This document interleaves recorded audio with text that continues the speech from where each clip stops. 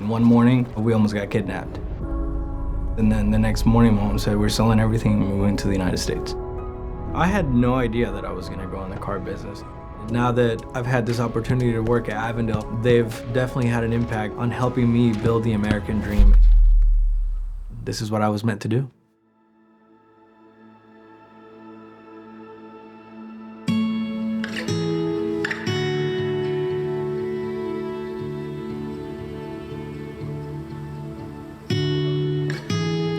Your story? Take one. I remember a lot, yet I don't remember enough. That's the feeling that I get from whenever I lived in Guatemala. But from what I can remember is I had a very fun childhood. Cuando Alejandro era pequeño, era un niño hiperactivo. Le gustaba jugar con muchos amigos. Él andaba haciendo siempre amigos. My dad owned a car dealership, so I was always around cars. It's not a dealership like this. It's one of those, buy here, pay here. So there's not really any rules about a kid running around. So I would jump in a car, I would see how the mechanic was fixing the car, or I would go into my dad's office.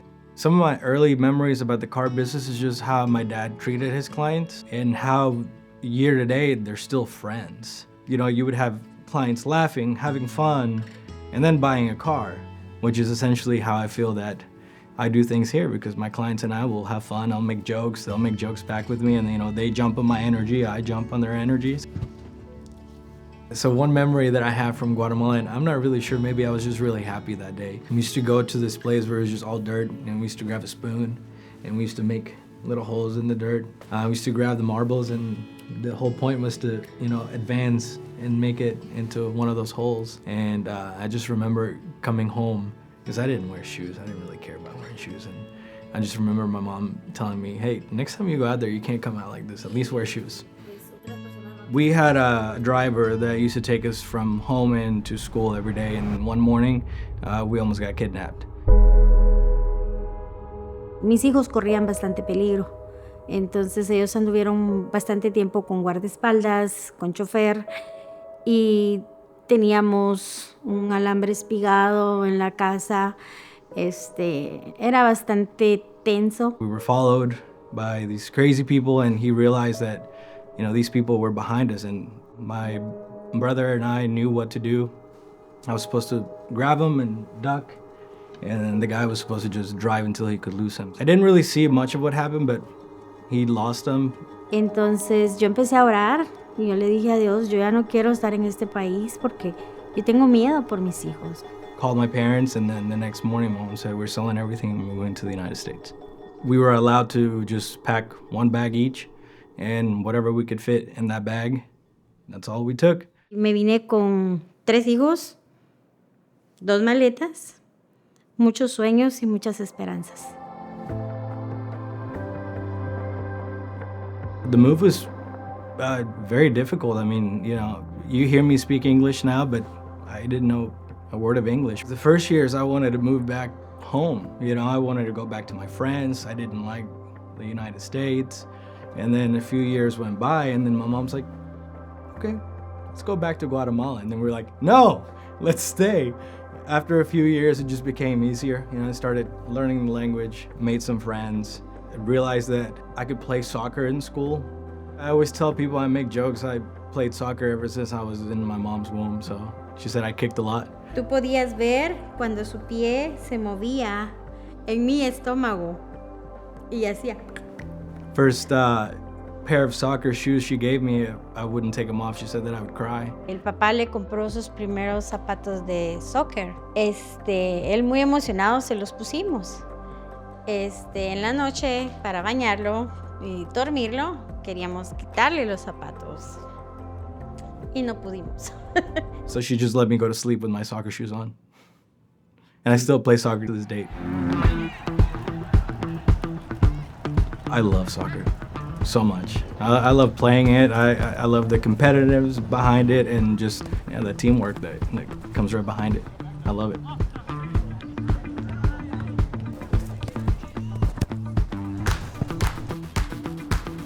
My dad's always drove Mercedes, and that's what sparked my interest in selling Mercedes-Benz. I can help you out. What color was it?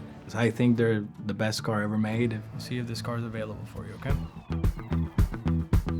My dad bought me my first car, which was a Mitsubishi Mirage. I drove it for a few months and I saw what he did and the money that he made, so I did the same, and once I had enough money, I paid $7,200 and I had an E430 V8, the square body, and I loved that thing. The only reason I traded it in was because I started working here and my AC went out and it was way too much to fix it. I let it go, but that was my first baby. It was my black E430 V8.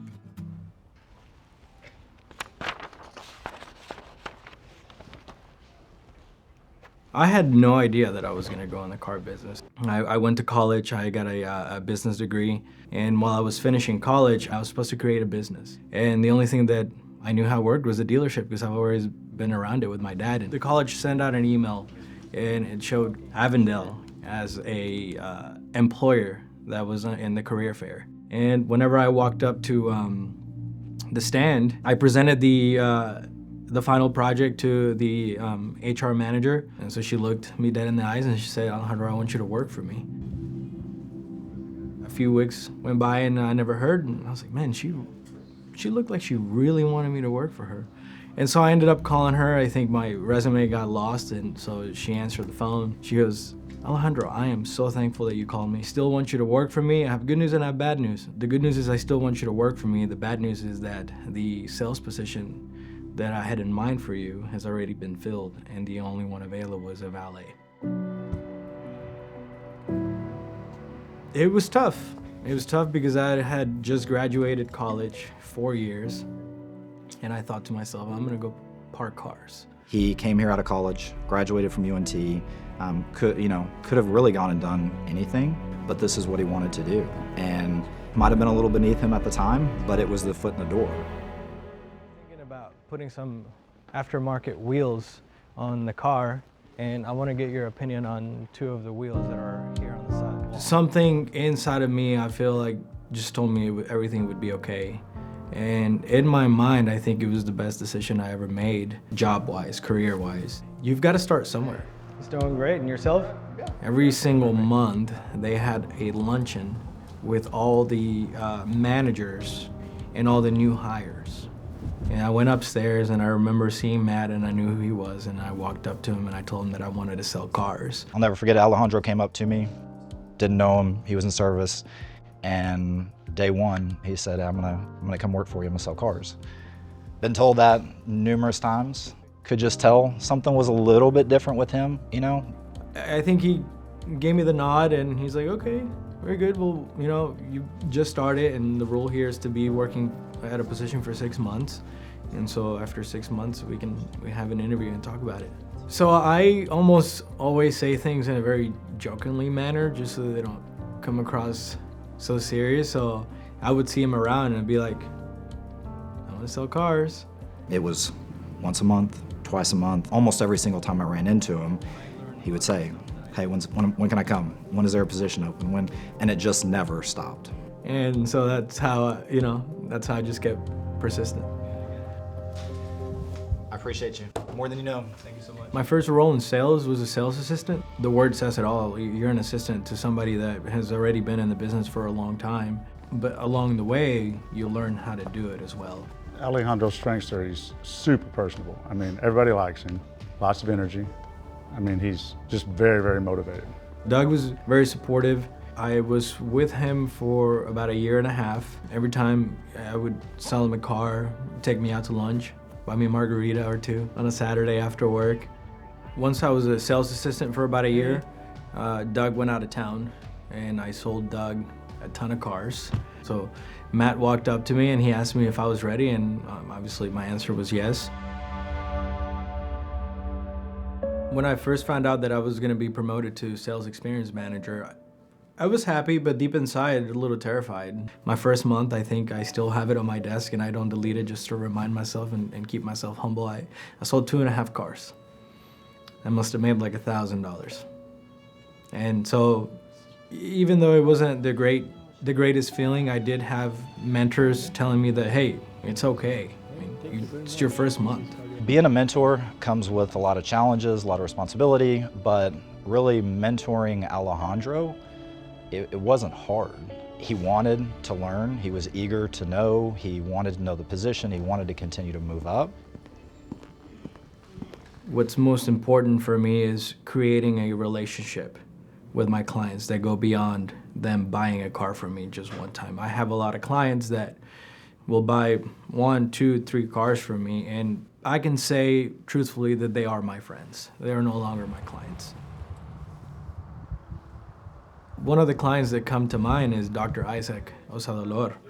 He called the dealership because he wanted to talk to somebody in Spanish. And so the phone call got transferred to me. I had no idea who he was. Well, it turns out Dr. Isaac, he has 5 doctorates. He's a lawyer, he's a psychiatrist, he's a doctor. I mean, this guy is incredible. He is so smart. Doc, ¿cómo está? ¿Qué dice, man? Muy bien, ¿usted? Acá, ¿qué dice? Porque a mí no me gustaba. My name is Dr. Isaac Osadolo. Briefly, I'm a medical doctor scientist in stem cell therapy. Getting to a new place, you look new and you look everything strange.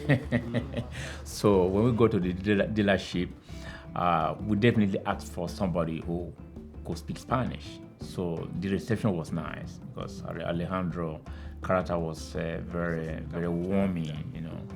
So it was entertaining, and we made friendship with him, right? There was a good connection with him. Dr. Isaac called me one day and said, Alejandro, I need to go get my driver's license. Will you go with me? I'll give you $100.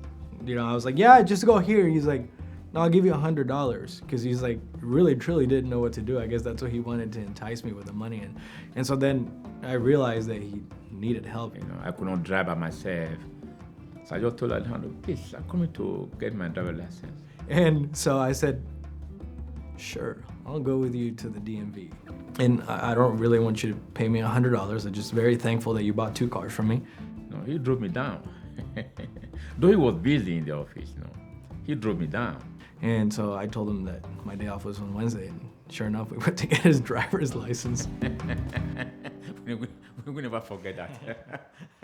Okay. I think going back to whenever we moved here, you know, we had somebody take us to the DMV. We had somebody show us the way around. And if it wasn't for that one person, Mom would have struggled. No, sí, ahora ya podemos meterle a papá. Mom taught me how to cook too, so whenever she would be away, she would be working, and if it was summer, she would call me and say, hey, you know, there's this in the refrigerator, there's this in the refrigerator, and you do it like this, and now I'm the best cook in the world, man. No, con las hilachas ya con el picocito que te da el chile. It's really cool to cook with your family because between the cooking and the chaos, conversations come up that may have never come up before. But I love it, you know, actually I really like cooking besides the cleaning. I wish I didn't have to clean, but one of my favorite dishes growing up is a Guatemalan dish called hilachas, and it'll blow your mind.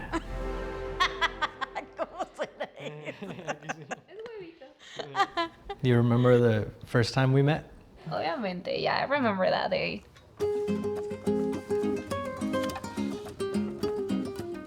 I met my wife at a party through a mutual friend. He showed up to the party and then we started talking. I'm like, okay, this is dangerous because he's really cute. Obviously, I thought she was beautiful. We connected. She gave me her phone number. I saved my name as the love of your life. Just like that. Like, that was my move. And so I did the same thing back. The next morning, I texted her and she's like, who's the love of your life? We met for brunch, and things just kept going and kept going. And then I invited you to watch me play soccer. I always say that's the moment she fell in love with me, whenever she saw how I play soccer. Playing soccer. She takes a lot of the credit for me selling a lot more cars. She says that whenever I met her, my sales went through the roof. But she just opened my eyes to a lot of things. I started to see things a different way. Yeah, she helped me tremendously. I thank her for it every day. Here at Avondale, I'm not just a salesperson. I just always make sure that the client is taken care of, not just because I want them to buy a car from me. I don't mind at all. Okay. Yeah, I'll be right back, okay? I always got time for you. Yes, sir. Along the way, I've met amazing people that no longer think of me as just their salesperson, but a friend. I treat the clients how I would want to be treated if I walked into a Mercedes-Benz store and what my expectations would be. A lot of times, people have worked sometimes their entire life just to get a Mercedes-Benz. And so whenever they're buying cars, it's not like they're just buying another car. You know, they want a bow on top of their car because it's a huge moment for them. At the time being, I'm very happy where I'm at. I enjoy my position. And maybe in the future, once I have a kid or two, then I'll pursue a leadership role. When we moved to the United States, I had one bag and we had nothing. And now that I've had this opportunity to work at Avondale for 10.5 years, they've definitely had an impact on helping me build the American dream and live the American dream.